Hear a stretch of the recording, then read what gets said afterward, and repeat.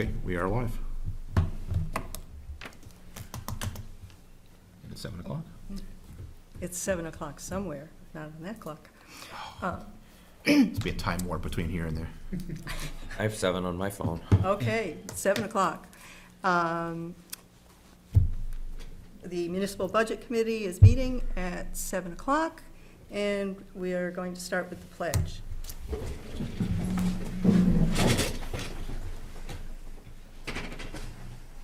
Allegiance to the flag of the United States of America and to the republic for which it stands, one nation, under God, indivisible, with liberty and justice for all.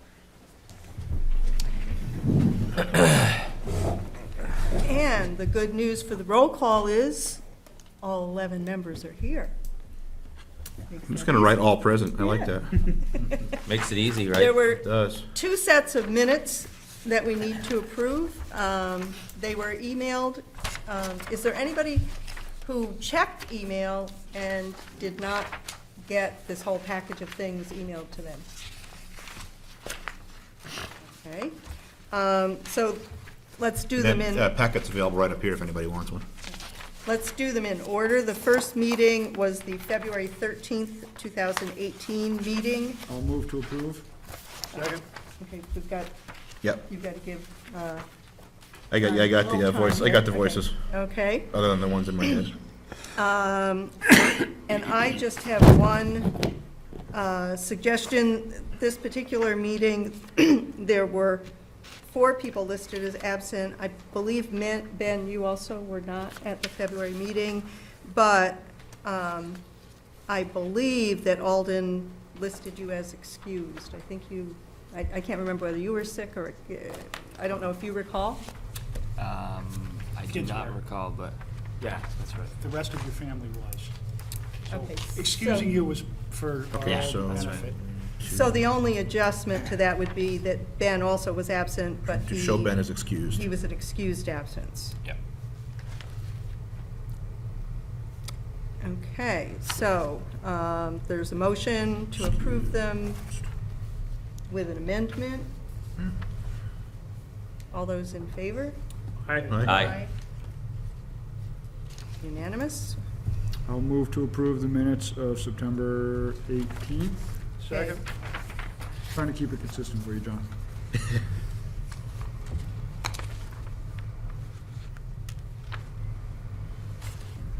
Record mine as an abstinence, because I wasn't here. I abstained, is what I meant. Oh, you were recorded as absent? Yes. But excused? Yes, so I'm not gonna vote on the minutes. Okay.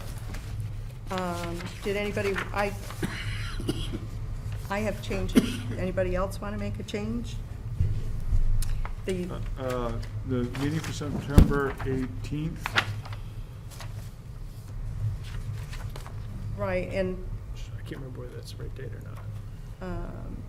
what happened was, that was the one where what's in the minutes isn't actually stated correctly. It says, the meeting was incorrectly posted for 7 PM. That's not really what happened, as you recall. The Right. meeting was posted for 6:30, but it was incorrectly emailed to members as 7 o'clock, so that, so a correction is I was at that meeting and my name pops up all over the rest of the minutes, so I'm listed as absent. you are? It has us both showing up Oh. at 7.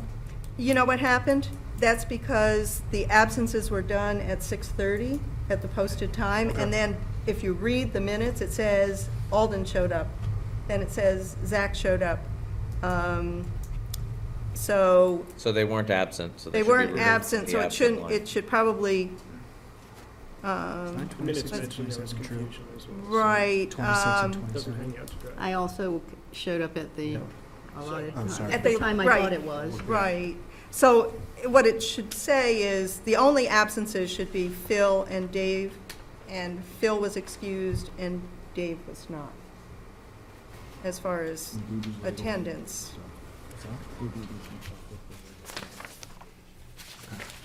I didn't think it was.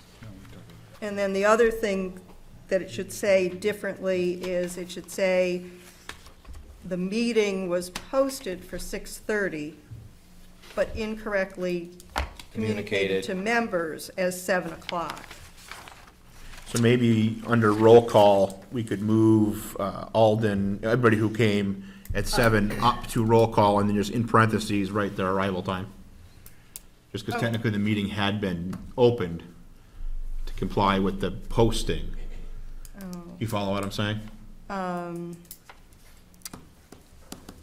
I don't know that we know the specific arrival times. You could just put You could tardy just- next to it. I love using that word. We actually have on line 56, when meeting reconvened So we could just say 7 o'clock, everybody, I would- 7 o'clock. Right. at 7 o'clock. Yeah. There's Alden, Zach, Joanne, Zach, all three of them we're here. were here for the 7 o'clock Yeah, just time. put 7 o'clock in parentheses, Right. just so that it reflects what actually happened. Okay. The official, unofficial, official start time of the meeting. Correct. Exactly. And then change that first sentence. And then the other thing I think we need to do is down on line 54, Oh, okay, yeah. it says the meeting went into recess at 6:32. Well, that, It's definitely later than that. it was 6:40, I believe. And then, I don't know if it, yeah, I think it was 6:40. It was about 20 minutes. Because we had a pretty healthy discussion about what to do. Right, okay. Minutes? So, Yours may have been updated. with those few corrections, are we all set with the minutes of September 18th? Anybody else have another date? Okay, all those in favor? Aye. And Phil was abstained. Okay. Thank you. Okay, so minutes are approved. Citizens' comments? Oh, not yet, okay. I was told that there were a bunch of things that, policy-wise, that we should review, and one of them is this thing called, the comment there, A, preparation and distribution of minutes. That was to get us a secretary, so, for this meeting at least, John has volunteered. The email policy is something that apparently has been done in the past. Yep. I don't know if everybody reviewed this. I personally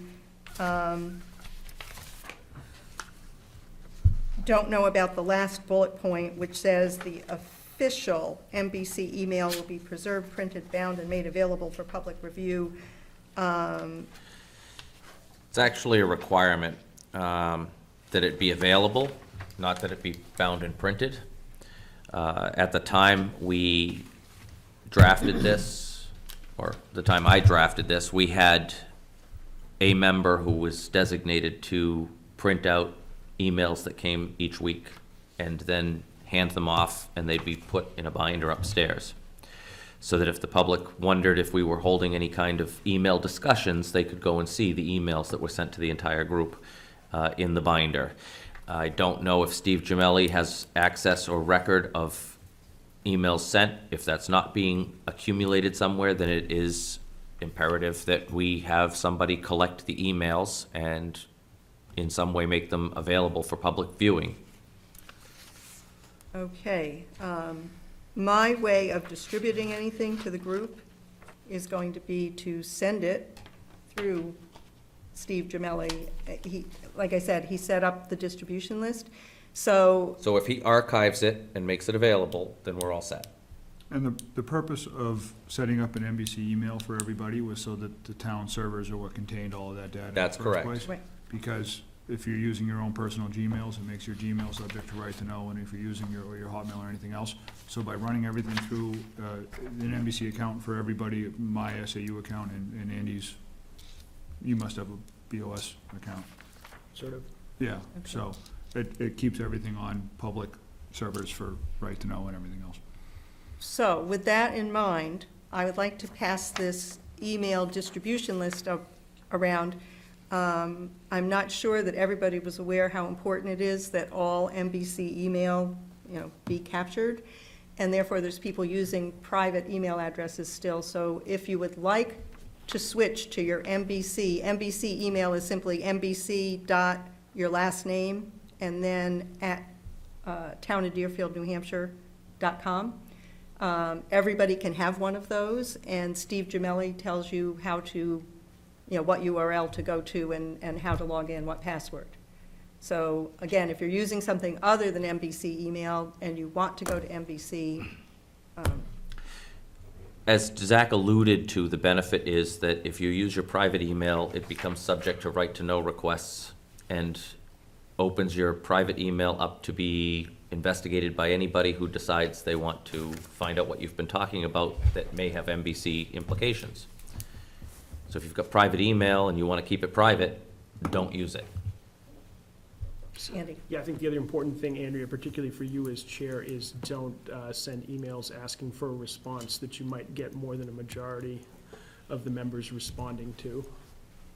Right, I think, again, if you've taken a moment to read what's here, it says basically, anything we're doing as a group can basically be, we can announce meetings, we can see if people can come on time, but there's no, no discussion of any policy or any activity. Correct.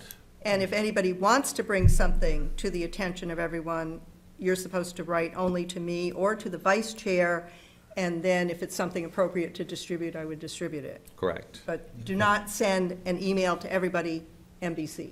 Because if a quorum jumps into the discussion, it becomes a by proxy meeting. Right, And- which is not legal. Yeah. Right. So particularly for the new members, you might want to, review that section on email. I have a quick Sure. question. So I put in a request to get my NBC Okay, email, which was never created. Would there be a benefit to just send out an email to, instead of us doing it individually and yes, essentially? I will send Steve that. The only thing that you would then need to do, his email address is just web Yeah.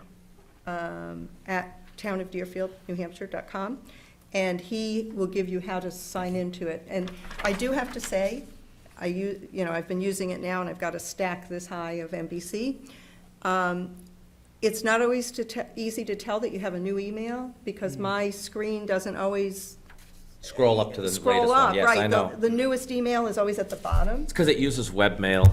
Right, it's not very efficient. There's On your different phone, it flavors should of the work. webmail you can use to look at it. So it should work fine on your phone. If you just, whatever, there's instructions on how to get like your Gmail to open it up, and mine's work fine if you just. Yeah, open it. you can Oh, add it as The- an, 'cause the you can website add it is- as an email account on your phone Phone. Yeah. because it's webmail. But a lot of people also don't like reading a small. Yeah, Phone. I prefer to do If it you're on my. accessing it on your web, my suggestion would be play with the different flavors of readers, because there's squirrel mail, square mail, there's a bunch of different web mail readers that you can use. Yeah, I find Square is the most user-friendly. I use Square as well, it's the most user-friendly, I think. And you can also, I wanted it on my phone but couldn't figure it out. I'm fairly tech savvy and it was beating me. I just walked into Steve's office and 10 seconds he later I did- had it on my phone, Oh, great, so. okay. Any other comments? So if we're going to adopt this email policy, I would guess we would I would make a need, motion that we adopt it. as is with this archivist at the end? I mean, I don't know. I think that just becomes Steve Gemelli at this point, As long as we're keeping an archive. yeah. Okay, Which he must for 91A. I mean, it's a town email. We can check in on it, but. We would need a okay, so second. that was Andy and Yes. Zach? Yep. Okay. Any further discussion? So is he going to print and bind the emails? No. Okay, so I- should we take that out? Yeah, I think that, You would want to move to amend the policy.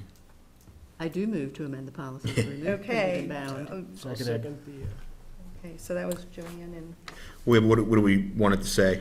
Preserved just preserve. and made available for public review. Right. Just the printed and bound, we Well, don't need, Joanne, being that it's your motion, are you comfortable with with that wording? just, We just change it to preserve, the NBC, the town archivist or the NBC email will be preserved And for make- public And, view? yeah, so remove all three of the commas, the words printed and bound. Okay, So what's the mechanism that we're gonna use to make it available? If they come in and ask for it, Steve Gemelli can bring it up and probably print it out for them. I thought that was implicit in the RSA or in the. It has to be law. provided in the form that it is Yeah. originated in, basically. Or- Typically, if somebody wants it, they will make a 91A request, typically through the town administrator. Sure. Who will go to Steve and ask them what exactly they want, if they've got a particular time frame in mind, and Yeah. provide it. Sure, I'm okay with that.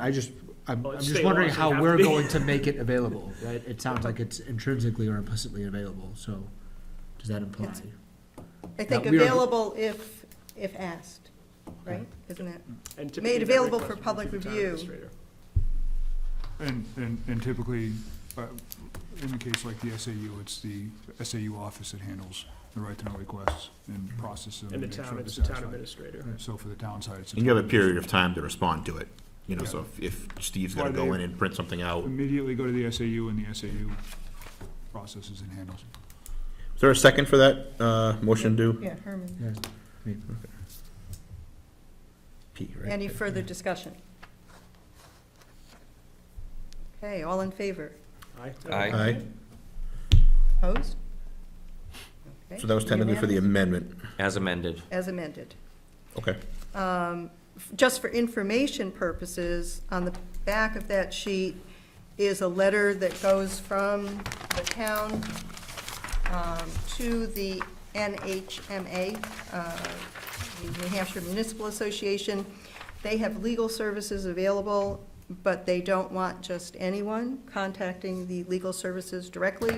So there's a list of people that are authorized to make contact, to ask legal questions. And John Harrington has updated Municipal Budget Committee Chair from Alden to my name. John, you're there as Vice Chair. Okay, so the either- letter that went has your name and not Alden's name? No, the letter that went had Alden's name. John spoke with whoever the correct person is Okay. at the Municipal Association, and they said if he emailed that information with the updated chairperson, that was Okay. adequate for them. So, as of right now, this list, as We amended, don't need to adopt this. so, yeah, we don't adopt this, it's just point of information for people so that they don't directly try to contact legal services. Yeah, and I don't know if John discussed this with you, but as chairman, if you have a legal question, you may find that the NHMA is not always able to concisely and precisely answer your legal question. And, you know, as chair and vice chair at that point, I would advise you to contact John and see about dealing directly with town council, which is Bart Meyer, who is much more likely to give you the brass tacks answer. Okay? Having dealt with the NHMA attorneys on the phone several times, they're very reluctant to make a black and white, To actually to make a say, black and white commitment to anything that they say. Everybody pulls. They are frequently using language such as, well, other towns have this, or in the past, it has been done that, you know, this way, rather than saying, this is legal, this is not, which can sometimes be less helpful than necessary. okay. On the back of that sheet of paper is something, again, just informational links, particularly for those that are new on the committee. If you're interested in actually reading the budget law or 91A, the access, public access title, or 4013, which is the SB2 default budget information, those are links that get you to those sections of the law. There also is, just a reminder in item D, that any member of a committee who has 4 consecutive unexcused absences is immediately off of the committee. And I know last year there was a situation where that came up. So if you need an excused absence, you need to notify the chair prior to the start of the meeting. And so my MBC email or my phone number would be fine. Either one is given there. We reviewed the email policy, we reviewed the legal letter. The next item on the schedule is to look at the schedule, but I did want to mention one other thing that I made copies for everybody.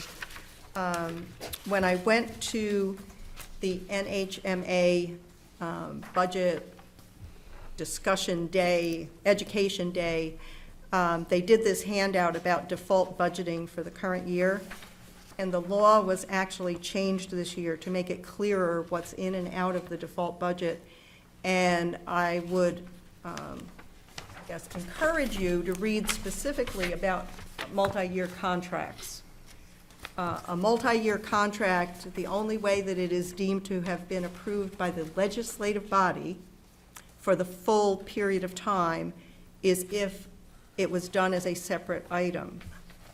If, in fact, you had a 3-year, let's say, trucking contract, and it went 100,000, 110, 120, if it just goes through the regular budget for this year, 100,000, next year in the default budget, you don't get 110. You have a contract that says That's correct. 110, but you only get 100,000. It has to be a separate warrant article, basically, Right, that if you want spells out. all 3 years. So again, just a heads up that, again, it's very explicit now how contracts are supposed to be treated.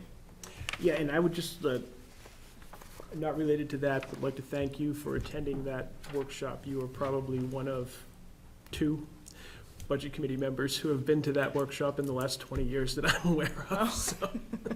Well, it was quite informative, and, you know, when we get to our budget, I am going to suggest that we put a few more dollars in there, you know, to encourage people to go in the future. Just interesting, and interesting to talk to other people.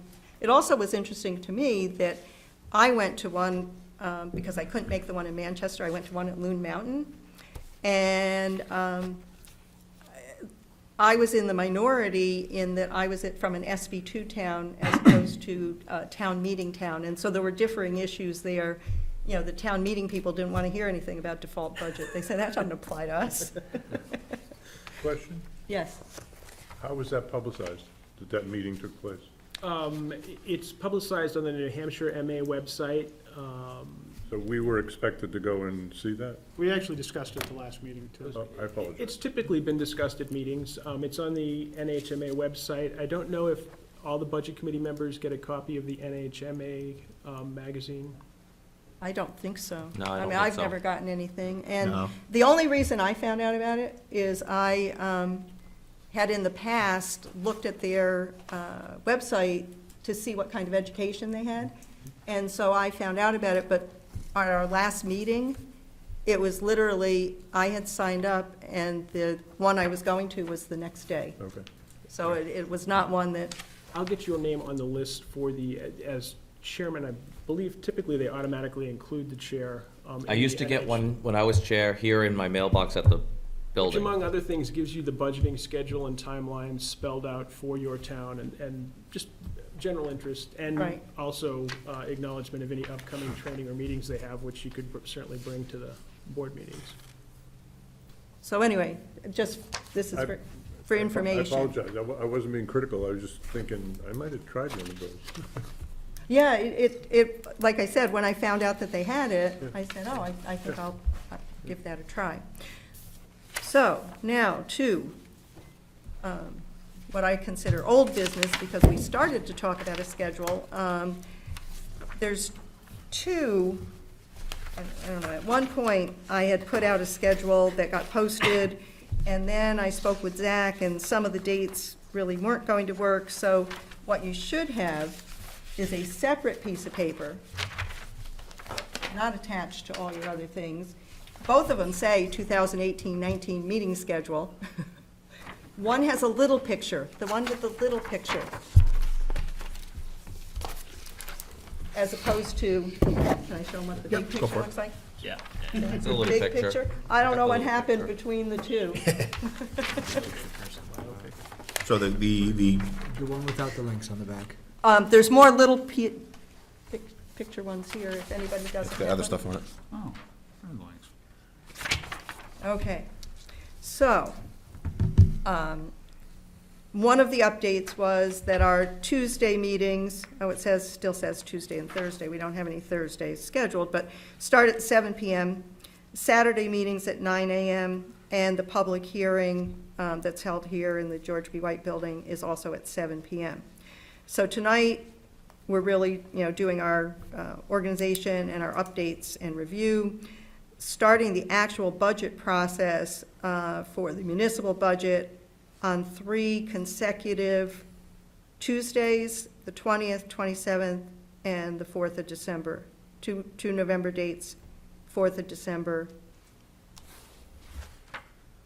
And based on last year's discussion of the municipal budget, and suggestions from John Harrington, the administrator, on the back, he suggested a certain order for the budget presentations where the department heads actually come in. And then I had suggested to him, and he thought this was a good idea, that the first 2 bullet points would be our first meeting. The next 2 bullet points on the back of that piece of paper would be the November 27th meeting.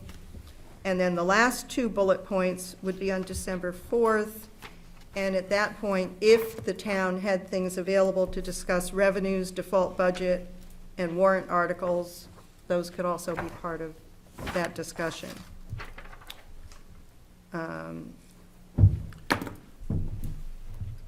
Is there a reason to not,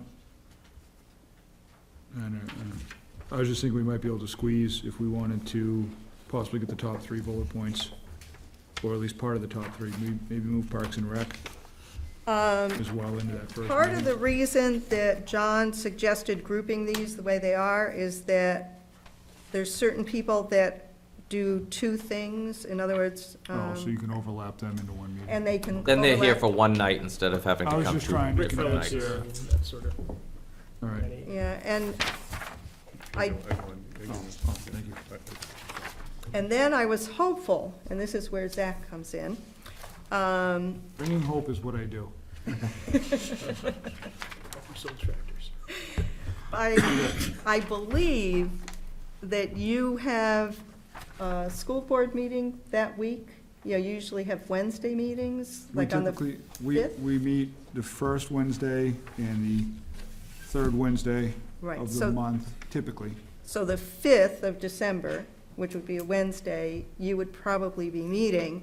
And then I was hopeful that on Saturday, the 8th, when we have our sort of wrap-up work section for the municipal budget, that maybe you would be able to bring the school budget. Not that we would really get into it, but remember last year you kind of made the binders available? Yeah, absolutely. So I think we're targeting the 11th in talking with Patty as to really, To actually have somebody here. yes. So I think if we finish it on the 5th, that's not an unreasonable thought. There's a little bit of time, obviously, we just have to have everything bound up and put together, but a lot of that stuff's already compiled. So I think that's not unreasonable. And that would be, I think, very helpful, because then we could all review the material. You know, it's very hard, I think, to sit it would here very much be here they are, and then we can get into it on Wednesday. on the next Tuesday. I'm sorry, on the following Tuesday, yes. Right. So then we can get into it at the next meeting, but not necessarily on that Saturday to get into them, because. Right. But to have them handed to you, I think is a reasonable thought. I think that would be very helpful, because I think it's hard to look at all that detail and try to discuss it, so if. Oh, absolutely. You know, if we Yeah. had them. So then, based on that, if we can actually have a full Tuesday, the 11th, a Tuesday, the 18th, and Saturday, the 5th, I think we can manage it. Yeah, the only additional note that I have in looking at the schedule is Thursday, January 10th, is the Pembroke public hearing, which is gonna have our SAU staff is gonna be in Pembroke. Basically, Thursday is dedicated to Pembroke, so Patty asked if Tuesday, the 8th would work, knowing that I believe that is the last day for petitions, but she thought we could have everything ready if we did Tuesday, the 8th. Okay, how does everybody else feel? That sounds reasonable.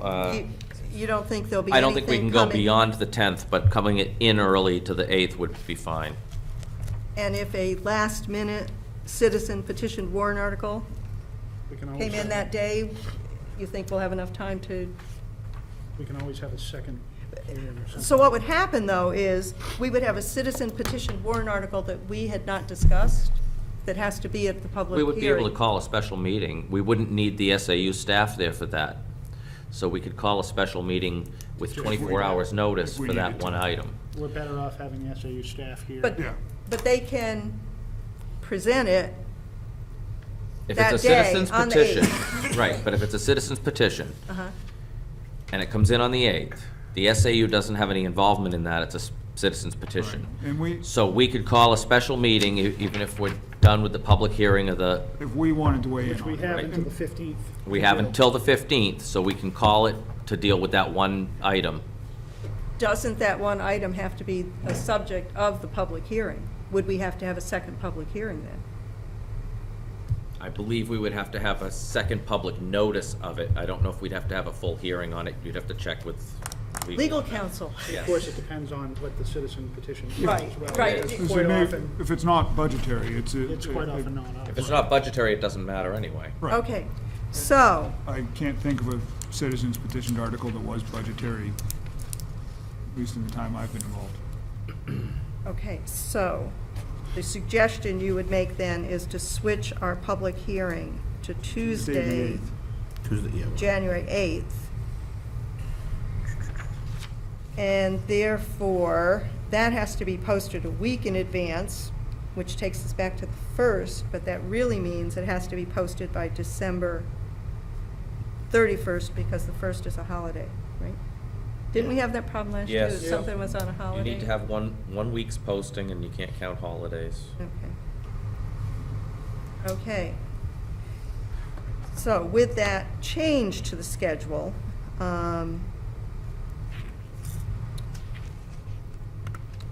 also, I mean, I'm fine with that, and if that works better for, I think it is important I to think it's have- important for us to have our, the rest of our staff here, Yes. so I most certainly would advocate for that. Okay. Yeah, so- actually, with those two changes, actually, now I'll only be one meeting that I'll miss throughout the whole season now, because with that, the change of the Saturday and the change of that, it works Perfect. perfectly with my schedule now, so. Well, that's why we did it. I thought so. And then down below, just for people's information, the SB2 deadlines, these are the dates that we're working with, and part of what caused us trouble this year is that the public hearing had to be done before January 15th, and if we have a snow problem, which need we to- have had in the past, we need to have that flexibility so that, And if you read the deadlines, it actually says at least one MBC public hearing. You Right. can have multiple public hearings, but you have to hold at least one of them before the 15th. before the 15th. So, So I would move to approve the schedule as amended. Second? those- Yep. okay, all in favor? Aye. Aye. Aye. Opposed? No, unanimous, excellent. Andy, do you have an update on the town budget process? Do, and I'm gonna start the town budget. Finance warrant articles last evening. I'm not prepared to go into great detail on the working town budget this evening, but we thought it would be in the best interest to get it to budget committee Appreciate it. in advance, so you can take a look at it before our meeting and before we have folks here and go through it in detail. I will give you a broad overview. And there is the generic backup information in each of these as well. Gonna need a bigger binder. Yeah. Just to touch on some highlights for you, I assume everyone's seen their tax bill already. We set the tax rate a few weeks back. It came in at 2307, if you haven't looked at it in close detail. That's the total bill, not just the town portion, certainly. Looking at the budget, you have and I'll also mention that that works out to the approximately $578,000 works out to $1 on the tax rate. So as you're just sort of big picturing your budget, 578 of expenditure translates to $1 on the tax rate roughly, based on what we're looking at. That said, this budget with a bottom line of $4,198,538, as it sits, is up about $287,500 from last year. And I'll give you some big pieces of the increase. I know, depending on the amount of time you have and the specific interest, you're going to find the little pieces, but probably the biggest chunk of that increase involves this building. The maintenance director and the town administrator have come to the board basically looking for $136,000 for George B. White building maintenance. That includes the water filters, which are due to be replaced and redone. Includes work to the parking lot, including sealing the parking lot and redoing the walkways. It includes some roof work, which you can tell from the strategic placement of barrels in this room and other places we're having problems with. And given the work that we've put into finishing the interior, for those of you that remember what this meeting room used to look like and what the carpet used to smell like, we're interested in protecting what we've done here. Some of the other big hits that will pop out to you as you go through it, the library trustees want to add a new position, a part-time position that they haven't had previously. That's $25,889. The building inspector and the town administrator feel that the building inspector is in need of administrative help due to the increase in his duties. They're looking for $12,500 to give him some additional administrative help. There's $10,000 in there to keep up the schedule of painting on the historic town hall. That is basically 2 sides of the building, depending on what we get for bids. There's $6,500 in there for a 50-yard container at the transfer station that both the selectmen and the transfer station director feel is warranted. There's also a $23,000 emergency management charge in there that is basically a 2-part grant, but we have to show it as an expenditure due to how municipal budgeting works. So you'll see that as a $23,000 increase to the emergency management budget, but there is some footnoting and some detail indicating that that is actually 2 grants that the town is receiving. That amounts to a little over $200,000 of the increase. Some of the other increases are driven by increased FICA and MEDI, increased salary costs for positions that we've filled or people that have gotten raises the past year. Their salary rate has changed. But that gives you a rough idea of what we're looking at. The 2 warrant articles that I think it's likely that you'll see from on the town side, the agent has indicated to us that he would like to put in a warrant article to rebuild one of the existing town dump trucks. I don't imagine that will be a major amount of money in that warrant article.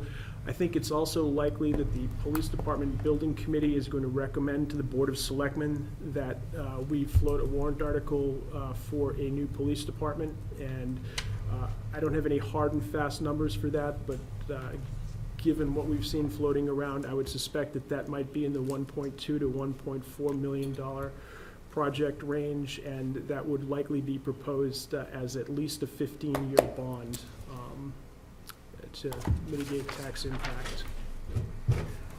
But that's basically where the Board of Selectmen is now, and as I said, we've approved this budget. Obviously, we may make changes to it. Oftentimes, we make changes to it in response to budget committee discussion and where we think we're headed.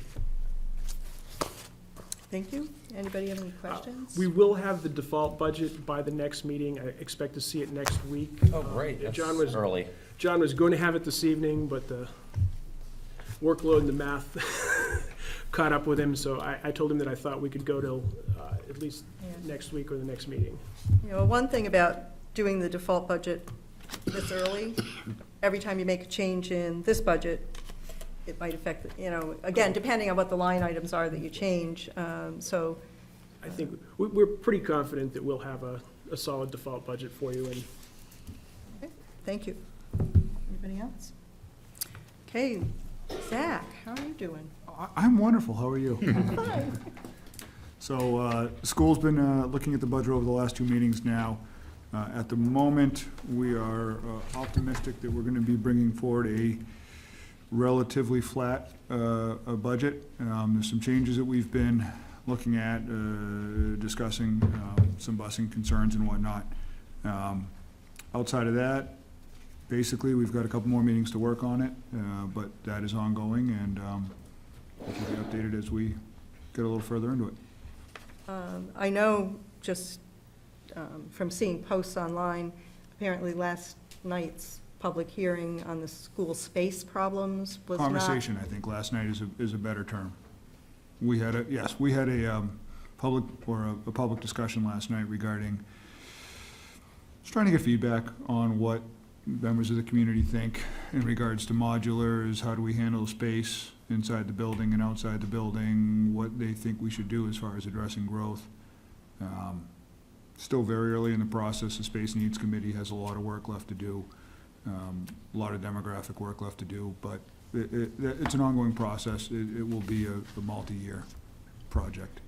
Well, I know the one meeting I did attend, there was discussion as if, there's something imminent that needs to happen because this year will not be able to be, or next school year. Is there really, will there be a budget impact of something for the next school year? We are still discussing the possibility of adding an additional modular and the costs associated with that. It is a larger project at this point, and I think at this point, adding a modular does, if we add another modular and add the septic and water supply to it that we now have to meet code, it's gonna become a very expensive short-term fix for a long-term problem, so we're weighing the costs against that. Basically, what everything balances against is an increase in class sizes up to, or to start approaching what the state maxes are. We're running in the vicinity of the state recommendations right now. That gives us some flexibility, obviously, to push a little bit higher up to the max. It's not necessarily we want to be. So it's very much an ongoing discussion. As far as adding a modular into this year's budget, I don't know what the sense of the rest of the board is, but I don't know that that's gonna gain enough traction to make it into the budget at the moment. I had sent Ken a suggestion, I don't know if it came up in the discussion, but I said, how about move preschool over here to the GB White building where the after-school program is? It already is the schoolroom. They don't do lunch. It would free up one room. That frees up one room. It would give us one additional classroom. Our needs aren't for one more classroom. I think in the long run, our needs are half a dozen to a dozen more classrooms. If we were to put an addition on, part of that, obviously, the objective to that would be to remove the modulars, which immediately displaces 4 classrooms. So, I mean, it's very much a moving thing. We are required to provide those services for, like, the preschool, as an example. We're required to provide them in the least invasive environment, or at least restrictive environment. So that is having it at the school, but it's most certainly, we're looking at everything we can. It's a big project. Yeah, now I know the overall scope, if you want to fix the big problem, I was just suggesting that temporary, 1 year, free up one classroom, because I heard, gee, we really need one more classroom, is what I was hearing at that meeting, but. We really need a dozen more classrooms, to be honest with you, but. Well, I That's think that's an exaggeration. I think. Ongoing thing. I think Anybody? Mr. Dill has a question. I'd just like to push you guys, please add that extra bus back in. At the I moment. know it's been going back and forth, but we're out on Griffin, we're not that far from the school, the kids are on the bus for 48 minutes. Yeah. So another part of last night's It's discussion. getting a little ridiculous. Currently in the budget, we do have the 8th bus, but part of that upcoming discussion, and it was a point I raised yesterday, is we really want to make sure that we're optimizing the bus routes, and really Dale should be optimizing the bus routes. Oh, I agree with you. So yeah, that- That's the key. So that they're run as efficiently, I because mean, my kids are going from Griffin Road down to Cole Road and then back to Old Center, which is not the most efficient route. Doesn't seem that way, no. So No, we, that's an Uber driver's road we have, or route. we have, last night, basically, the chairman took the time to plot every house or every potential bus stop, I guess is the best way to put it, just dots on the map. He's in the process of overlaying the existing routes, and then we'll overlay what the 8-run routes would look like and try to see if there's a way to twist and tweak and tune a little things to try to condense that time. I would just like to have it more efficient, because then hopefully we have more parents who are using the bus, because I think We're seeing a lot- I've never thought it before this year, but this year I've been on the cusp of We're screwing seeing a with this lot joint more line. we're seeing a lot more drop-offs this year than we have in the past. And so that is an ongoing part of the conversation. Well, I mean, on top of that, you've got, like us down on Mount Delight, when you're down near Epsom and Allenstown, you're over an hour on the bus to get to school, and as a parent, you can drive the kid there in 10 minutes. 10 minutes. So Yeah, the efficiency, And a lot of It's that a is, problem. we do have a considerable amount of geographical sprawl. I mean, And I know you have a lot of dead. Sure there ends is. that they Yeah, have to it's a large town. get to. and as somebody on the outskirts, I expect a longer bus ride, but when it's over an hour, No, and I most certainly agree that that is a hell of a hike for an elementary school student. yeah, they get bored on the bus awful quick. So that's an ongoing thing, trying to, part of also making efficiencies, the buses are currently doing a lot of instances where they're stopping every 100 yards, 200 yards. So that's something else, if we can Consolidating try bus to get stops. people to walk 100 feet this way, walk 100 feet that way, that can take a significant amount of time. Uphill both ways. Running. They've always done that to us on Swamp Road. They don't come down Swamp Road. We have to go up to the stop sign at the end. Right. There's no reason that other places can't be brought to an intersection or something. That's part of that Speed it up. ongoing conversation. So as we're looking at those map overlays, we'll hopefully be able to put some suggestions together for Dale to say, why don't we do it this way? We just, if we're gonna spend the money on that 8th bus, we wanna make sure that we're gonna get the absolute most bang out of the bucket. And if we can adjust the 7-run routes to net a similar effect without spending the money, we're most certainly gonna explore that option as well. Well, thank you for checking on it, because I have more problems with my kids with the bus ride than I do with school or anything else. I mean, We're- it's turned into kind of a serious issue. We're most certainly looking at it, trying to address it. Thanks, Zach. Jim? Just to go back to the modular again, I appreciate you guys are looking at the fact that with the septic and the water that's required now, it's a much bigger issue than do we just plop a modular here? And one of the things I want to bring up is that, should it turn out that an addition to the school becomes a feasible solution, if you've already invested in the septic and water and a modular, it's going to be a lot harder to sell to the town Makes it a an non-starter. addition on a school. We're well aware of that. So if it turns out that the long-term best interest is to actually build onto the school and put an addition on it, I would avoid the modular at all costs, because it certainly, sinking the money into a septic and water for a separate modular is going to completely flush the chances of that passing through, 100%. I think. Yep. Any other comments? I just want to add, by no means are we at the point where we are saying we are putting an addition on the school. Oh, I understand that, but Okay. I mean, we gotta look at the long term. and I know how this town works. I don't wanna do a Somebody says short-term addition solution, and- you Right. know? Taking and fixing a short-term solution, knowing it might screw up a long-term solution Yeah. is a bad thing. Absolutely. It's gonna be on the community Facebook page in 10 seconds. Yeah, and that's why, It's probably there right now. You see everybody's hands? before I said it, it was already up. No, so it is most certainly just a part of a very long and what will become an ongoing process. Thank you. Any new business?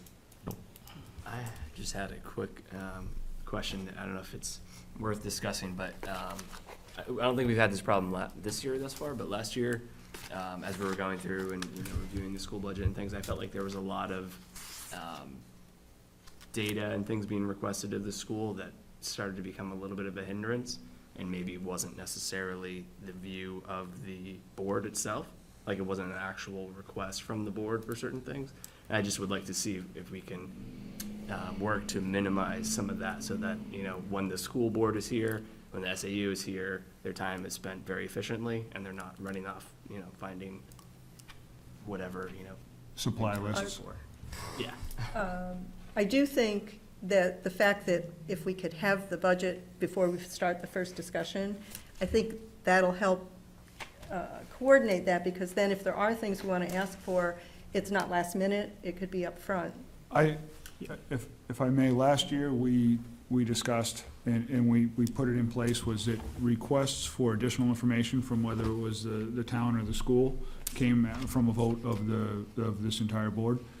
Granted, you can request that same information under, right to know, but if the budget committee is going to make those requests, it should come at a vote of the board. So I would move that we maintain that policy, and all requests for additional information would be at the request of the committee. Yeah, I'll second that. Okay, so we have an official. Because it would look bad if I did, so that's good. I'll be the committee. Zach, Yeah, I got the name, they're just figuring out how to word it, to sort of Reaffirm last. reaffirm the the policy. communication, the inter-board communication policy. No, that would be, Any request made by the board should come as a unanimous vote by the. or should come Well, as a majority vote. Yeah. Yeah, Yeah. I don't, Yeah. in other words, requests for additional information above and beyond the usual. I mean, I Well, would expect that we'll. Last year, Yep. we provided a thicker Right. binder. This year, there will be more information in that binder. So the intent is to come forward Fully with prepared. a fairly well-loaded cannon. And we just want to make sure that we're not sent on fishing expeditions to go find 497 different letters that may have been sent home, because that is a tremendous waste of resources. Okay, so there's a motion on the floor to reaffirm the policy of making requests for information as a board as opposed to individuals doing that. And there was a second. Any more discussion? Okay, all in favor? Aye. Aye. Opposed? No. Okay. Oh, so- you're a no. Okay, we have Yeah. 10-1. So 10-1, and it was, Okay. Any other new business? Okay, citizens' comments. We have 2 citizens. Do we have any comments? I will move to adjourn. Second? Seconded. Everybody wants to do that. All in favor? Aye. You gotta be quicker with that. I, At the adjournment, it's gotta be. it's got to be. oh, hang on, clear. we're still